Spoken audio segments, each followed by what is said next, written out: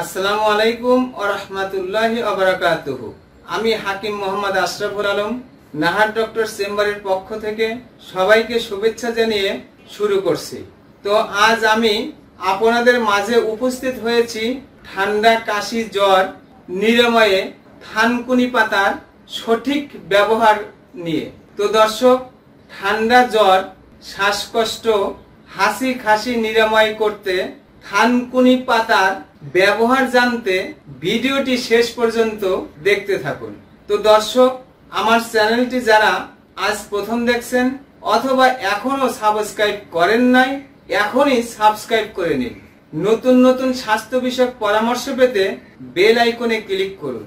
ভিডিওটি শেয়ার করে অন্যদের দেখার সুযোগ করে দিন। আপনার একটি শেয়ারে উপকৃত হতে পারে লক্ষ লক্ষ রোগে আক্রান্ত অনেকেই। তো দর্শক, চলুন জেনে নেওয়া যাক ঠান্ডা, জ্বর, শ্বাসকষ্ট হলে আমরা থানকুনি পাতা কিভাবে ব্যবহার করব।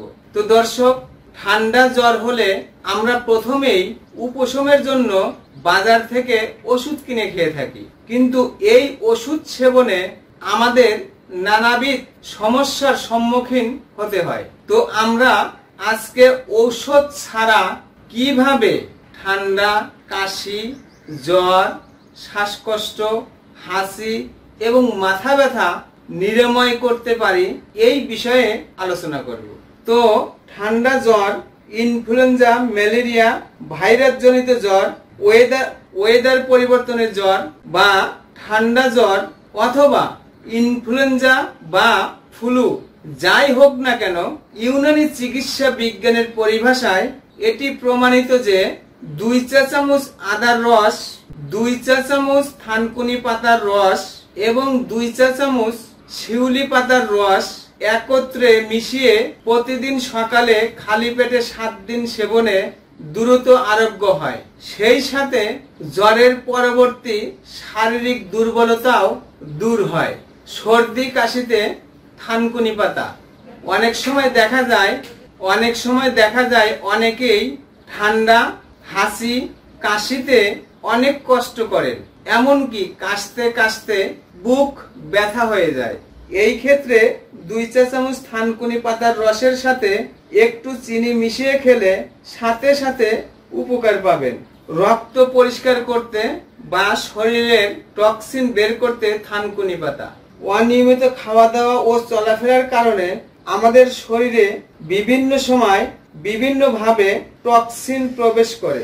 এই টক্সিন সময় মতো শরীর থেকে বের না হলে আমাদের অনেক সমস্যার সম্মুখীন হতে হয়।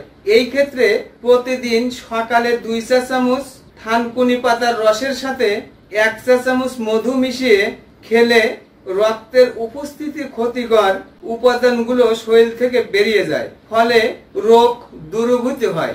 সম্মানিত দর্শক, আমরা একটুতেই বাজার থেকে ওষুধ কিনে খেয়ে শরীরের ক্ষতি না করে মহান আল্লাহ তাআলা আমাদের প্রাকৃতিকের মধ্যেই ঔষধি গুণ সম্পন্ন যে গাছগাছালি দিয়ে রেখেছেন, এইগুলি ব্যবহার করে আমরা রোগ মুক্ত থাকার চেষ্টা করি।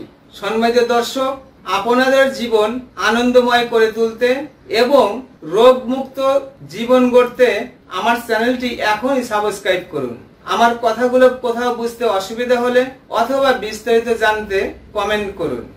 সম্মানিত সুধী, আপনাদের শরীরে কোনো রোগের উপসর্গ প্রকাশ পেলে আন্দাজে ওষুধ কিনে না খেয়ে একজন অভিজ্ঞ চিকিৎসকের পরামর্শ নেওয়ার আহ্বান জানিয়ে আজ বিদায় নিচ্ছি।